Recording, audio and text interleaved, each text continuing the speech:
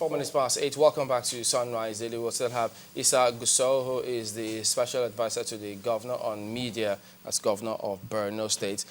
Thank you for staying with us still, Issa. And it is indeed encouraging to also hear from you that youths actually running, do whatever they can, first of all, to protect the military, fight for themselves, also stick or stand by one another on this matter. We've got a comment, a question from Okisam, who says to ask you, what's Borno government doing about local intelligence gathering on this matter? Okay, let me thank the guy, for contributing. Like I had said, initially. Look, I talked about community participation. I talked about youth involvement. This youth involvement couldn't have been possible if there is no collaboration between the Borno State government, and the locals there. Every youth that you see in Borno comes from somewhere. They don't come from the moon. They come from different local government areas. They are community members. They have parents. Look, what happens in Borno State, as it is today, it's a movement. It's a movement that I would say is spiritually inspired. Parents, youth, and in some cases even women actually come out to police the streets. That is what happens. This couldn't have happened if there was no active collaboration between the Borno State government, and the locals. There is more than collaboration. There is what I would rather call a movement. The people of Borno State have taken their destinies on their hands, and they are working very much with the military. I think the problem that we are having is that Borno is the largest state, in Nigeria. There is a very huge landmass in Borno. Borno is more than 7 times the size of the entire Lagos. It's more than the entire Northeast fused together. Like the governor always says, Borno is very huge. And when you have that kind of land resources where people find it difficult, to cover everywhere, you have a lot of problems. These insurgents understand the terrain of Borno State very well. They know the desert areas, the places where they can move around, and that's why we are still having some of these challenges. But like I said earlier on, the communities are deeply involved in this. And that is why the insurgents actually attack these communities. They attack some of these residents just to discourage them from participating in the program, stop them from providing useful information, to the security agencies. But members of the public are not deterred. Community members are not deterred.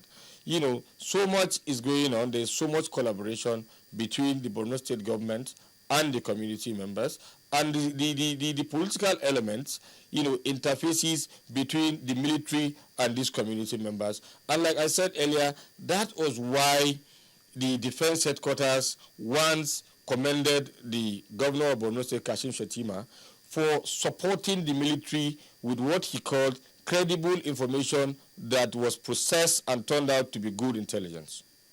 Well, anyway, I think, what about the clerics in your state? How are they helping in this fight? Because, some news reporters say, they are helping to recruit some of the members. Is the government in talks with some of those Muslim clerics in your state? Now, let me take you back to 2010. After the first major attack of 2009, by the insurgents, you recall that the military came and they were all thrown out of the states. Now, when they were making efforts to come back, they started targeting Islamic clerics and traditional rulers, district heads, because in the traditional security system of Borno State, in the past, we used to have a case where there are people they call bulamas on the street. In every street, the bulama is a traditional ruler, like you have in Lagos. Is a traditional ruler that is in charge of a particular street. The bulama is trained by culture to know everybody in his street. So these bulamas, they take information to the district heads, and the district heads take information to the overall emir. So, and these insurgents, when they were coming back, they started by killing district heads because they realized that their major threat were district heads who were the custodians of local information. And that goes to tell you the level of their participation. As it is, look, the National Security Advisor about 3 or 4 weeks ago launched what he calls soft approach. By soft approach, the federal government is trying to encourage Islamic clerics to preach against the doctrine of this ideology. And this thing actually started in Borno State. There are some Islamic clerics that have been killed on account of preaching against this doctrine, but there are some who have taken it upon themselves to sacrifice their safety to continue to preach against this doctrine. I think what we need to do, particularly for us in the media, is to encourage the federal government, encourage the security agencies to provide security or to enhance security around these traditional rulers who are actually doing a lot to do what the NSA calls the soft approach, which is really important because you have to kill the ideology. In not only among, you might not be able to kill it among those who already are hell-bent on it, but you can discourage recruits. You can discourage people from becoming readily available to be recruited into this by way of brainwashing them into believing this ideology. And of course, you might recall that so many religious leaders have been killed. Look at the latest one, the Albani of Zaria. The Sheikh Albani of Zaria was one of those who was very much known for preaching against this ideology. In Borno State, there was somebody called Sheikh Ibrahim Gomari. He was killed 2 years ago for preaching against the doctrine. There's one other guy, Sheikh Bashir. He was killed for speaking against this ideology. Look, over 50 well-groomed Islamic clerics have died in the course of preaching against this. And the same thing goes for traditional rulers. So many district heads have been killed for preaching against this. I think what is important is how do we encourage them by providing them the security? Because if a particular Islamic preacher is killed on the basis of speaking against it, that's gruesome enough to discourage another person who is either speaking about it or is knowledgeable enough to speak about it. So I think the important thing is how do we secure these people so that the soft approach can be sustained, and I think is really a very good thing and is an important thing that we must do as Nigerians. One of the areas that's also come to the fore is when you talked about how nobody anticipated the attack in Chibok, a host of people were wondering, is there a zoning? Do you have a way of mapping security areas? I mean, of saying that this area possibly is relatively safe, this area is, is dangerous to be in. Is there a mapping of sort amongst the security agencies that also, maybe relates with the state government? Because some people find it difficult to understand. I mean, Borno State generally is under a state of emergency. To say that we did not anticipate an attack in Chibok. I think that you get the best answer from the military, and of course, like I said earlier, there are certain things that cannot be said. If I go to the public, for instance, now through channels and start saying that Area A is fortified with security, Area B is not, all the insurgents need to do is to target the areas that have not been fortified. I think it would not be helpful for us to say that. But as community members, look, everywhere you find okay, for instance, now in Lagos where you are, it doesn't take too much thought for somebody to assume that Victoria Island is more secured than some parts of Lagos, where you have some youths on the street that you might just be walking, they might just pick up your phone. In every place there are areas that are violent zones. There are areas that you can predict as a community, as a resident, that look, this particular area is not a very safe zone. So these are impliedly understood by community members, and I believe the military also understands that. It's unfortunate that we had this attack at that school, but it was not one of those places that was thought to be prone to that kind of attack.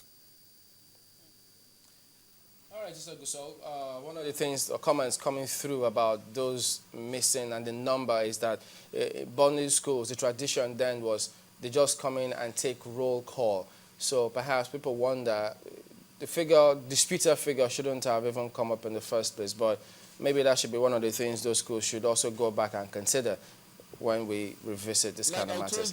But today, the governors will be meeting with the president on this security matter. The governor of Borno will be attending that meeting, wouldn't he? Yeah, he will be. Can you hear me? The governor will be attending the meeting. Like I told you earlier on, this thing happened at a time. Look, everywhere, we all attended secondary schools. Whenever students are writing exams, particularly final year students, when they are writing exams, in most cases, they are sort of scattered. There are those who decide to stay in the school so that they have this, some of them some will call it party, some will call it interaction, some will call it last union, whatever names. When students are writing exams, we all know that it gets to a point, particularly when they are writing their final papers, it gets to a point where you find it where they just become a little sort of disorganized. I think this was what really happened. Some of these students had finished their exams on that day. You wouldn't expect them to be in the school. The school was not anticipating that they were going to be in school. Look, Borno State government, for instance, has no basis to give lower figures. We don't have the need for it to give lower figures.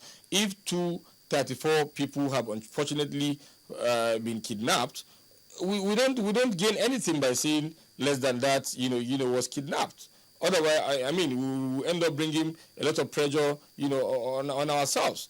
The fact of the matter is that the school authority knew that these students, some of these art students had completed their exams. They were supposed to leave the school. In fact, they were thought to have left. The dormitory master, like I said, in my opinion, didn't do his job very well. Believe me, if not for the situation that we are now, you would have heard of a situation where one or two persons, might have been suspended or probably even sacked. But the situation we are now does not call for that. By the time you, for instance, say you are suspending the dormitory master or suspending the principal or whoever, the case may be, you are just going to create a kind of diversion. At the end of the day, you even cause a lot of confusion. What is important for us now is to have these girls, back, is to free these girls. That is what is important. Then every other thing will come after that. We have to thank you very much indeed for speaking with us today on Sunrise. Issa Gusau is the Special Advisor on Media to the Borno State Governor. We'll be back in just a moment here. Join us again.